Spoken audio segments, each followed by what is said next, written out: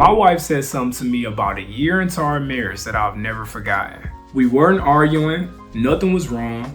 She just looked at me and said, "I know you love me. I just need you to be more intentional about showing me." And I didn't know what to say, because in my head, I was doing everything right. Working, providing, faithful, present. So to hear that kind of was like a slap in the face. Just kidding. Or am I? I thought I had it right. But she wasn't asking for more effort. She was asking me for more intention. And that's when I realized there's a version of me that hasn't fully shown up yet. The version that she has been praying for. And I ain't gonna lie, bro, it was a tough pill to swallow. But I had to look in the mirror. Today, I want to talk about 3 things your wife has been waiting on from you. Not things she'll necessarily say out loud, but things she's been quietly holding back, hoping you'll figure out. Now, I want to be clear about something before we get into this. If you're watching this video, you already care. I'm not here to make you feel like a bad husband. I'm here to just tell you some things that I'm learning on my journey, and hopefully it can help you. Because a lot of Christian men are running on default. They're coasting in their marriage the same way I was coasting in mine, and it's videos like this that will help you make the adjustments. Let's go. Your wife doesn't need nothing to be wrong. She just needs something to be right. Here are the 3 things. The first thing your wife has been waiting on is to feel pursued, not provided for, pursued. When you were dating her, you were being creative, you were finding creative ways to take her out, make her feel important, running game on her, right? But the problem is, once you married her, you stopped dating her. Because in your mind, you already won. Let's face it.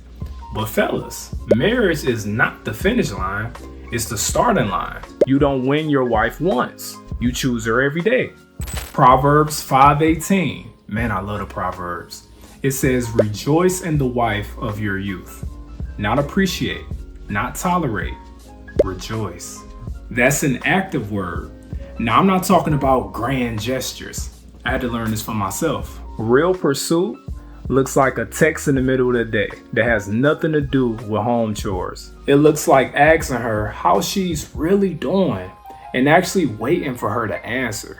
See, that's the problem. A lot of times we ask our woman, "How you doing, baby?" And we don't truly listen. Our mind go to the next thing or the next task that we gotta do, when we should take those few seconds to ask her. Because she might give you a generic answer like, "I'm doing okay." Wait a few seconds, then the real answer comes out. Here's the thing. Your wife is not going to tell you she needs to be pursued. She's going to tell you she's alright. But she's keeping score of every time you make her feel special. And every time you didn't. Real quick, I want you to think about the last time you pursued your wife. Genuinely, with no expectations. When was that? That's the gap we're filling today. Alright, the second thing. She needs you to cover her. And I don't mean financially, I mean spiritually.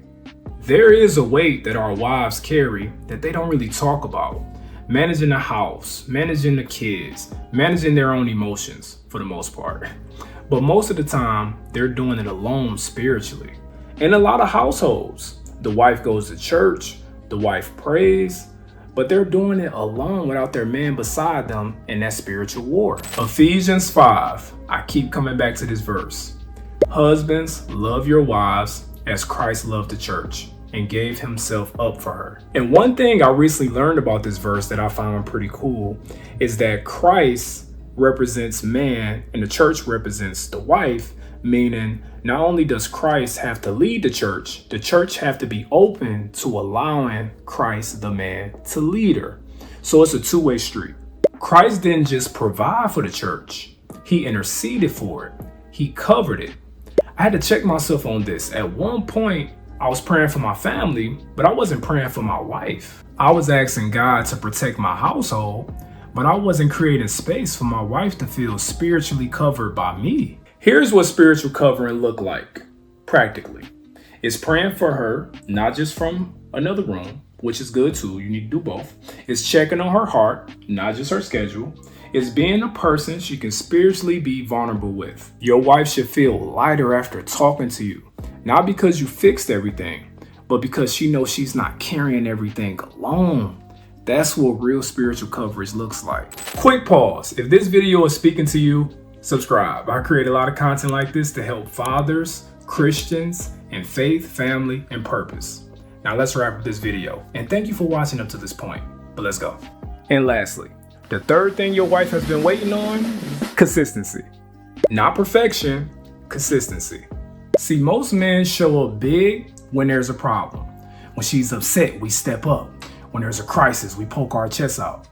When she threatens to leave, suddenly we're doing everything right. But what about Tuesday? What about a regular week when nothing's wrong and nothing's at stake? Are you showing up then? Because that's where solid marriages are built. In the quiet, unremarkable Tuesdays. 1 Corinthians 13 says, love is patient, love is kind. That's not a wedding verse.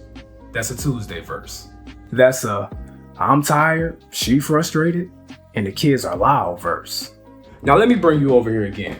Consistency looks like checking your attitude before you walk in the door, keeping the promises you make, even the small ones, showing up the same way whether she's watching or not. But here's the twist, because I know it's not easy. Your wife isn't grading you based on your best day and expecting that every day. She's deciding how safe she feels based on your average day.